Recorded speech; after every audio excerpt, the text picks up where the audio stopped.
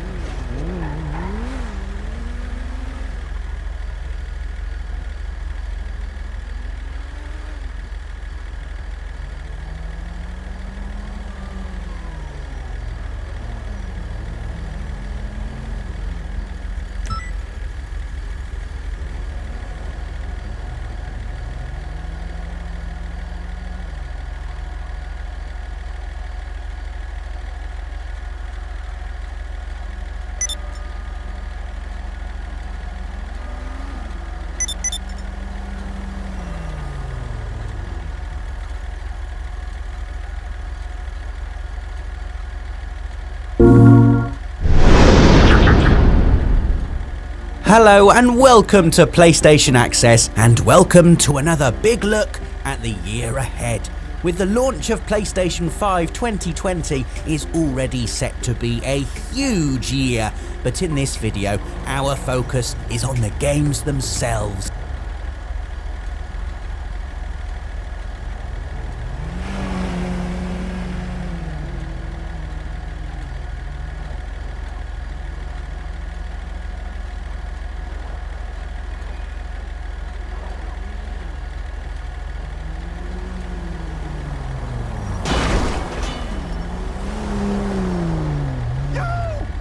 Characters and movie quality performances.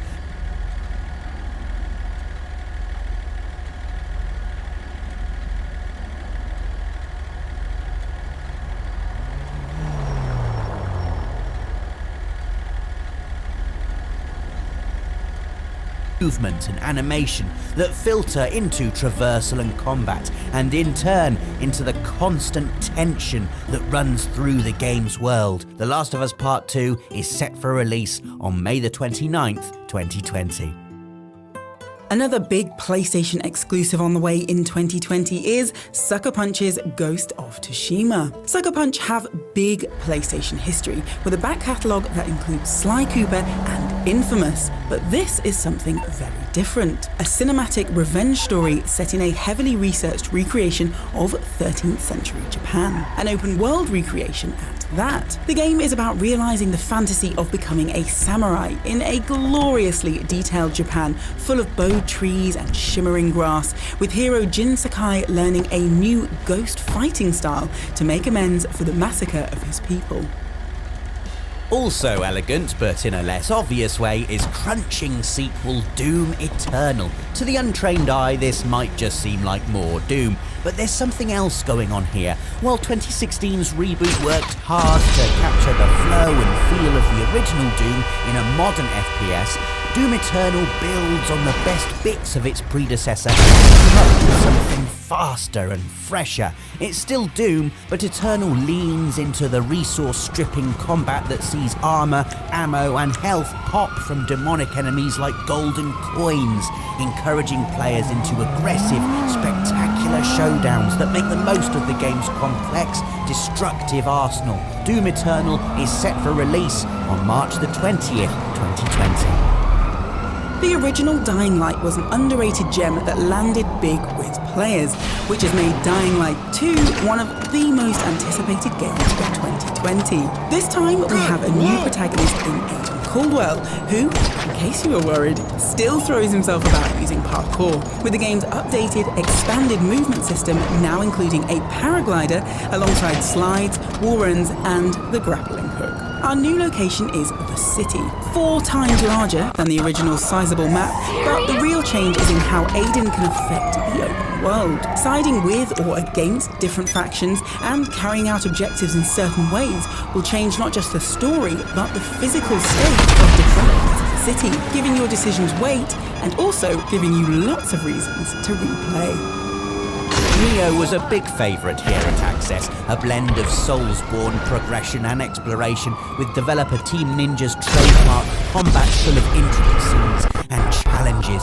Nioh 2 gives us even more, a deeper RPG thanks to custom character building and new yokai powers layered on top of the game's existing and already sophisticated weapons and abilities system. There are also new weapons, new enemies, and of course new boss battles, with a horde of ghoulish, flamboyant creatures waiting to be discovered once the game is released on March 13th, 2020.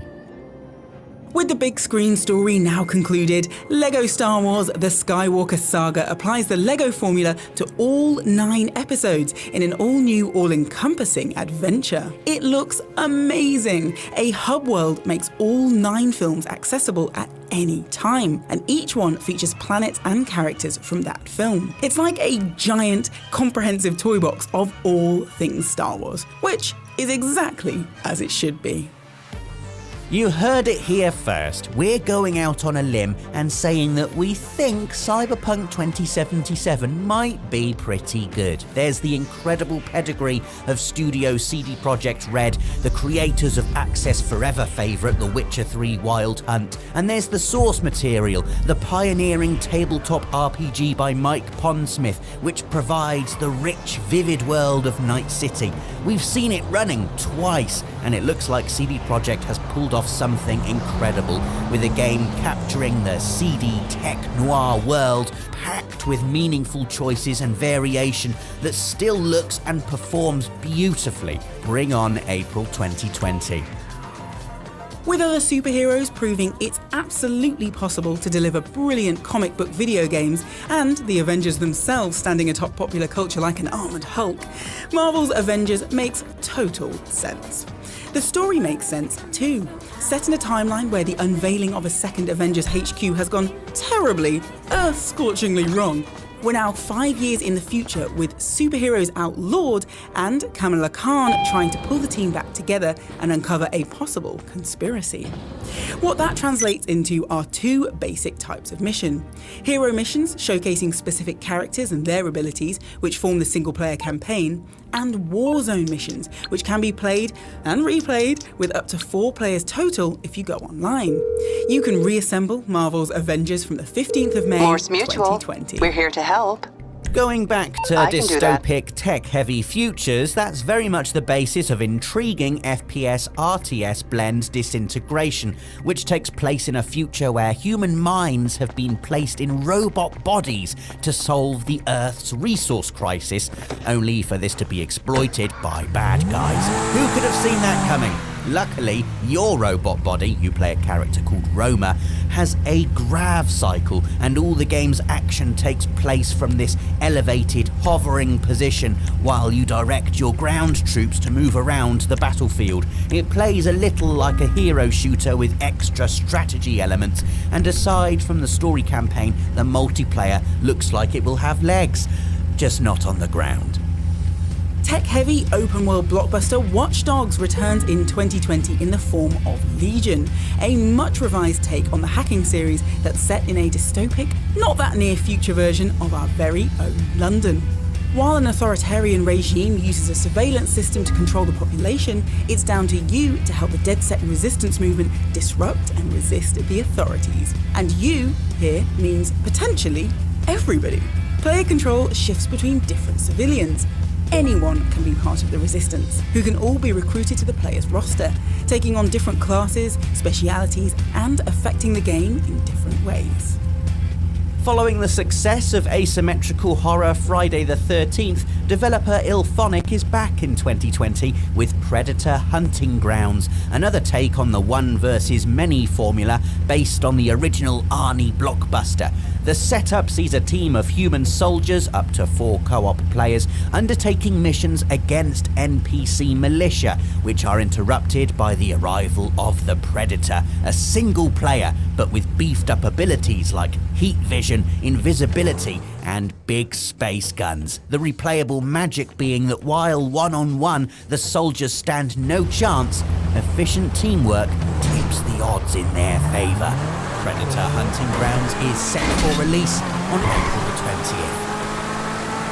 Capcom's Resident Evil 2 remake was a huge access favourite in 2018, and the publisher hasn't left us waiting long for more, confirming the existence of a Resident Evil 3 remake and an April the 3rd release date during December's State of Play.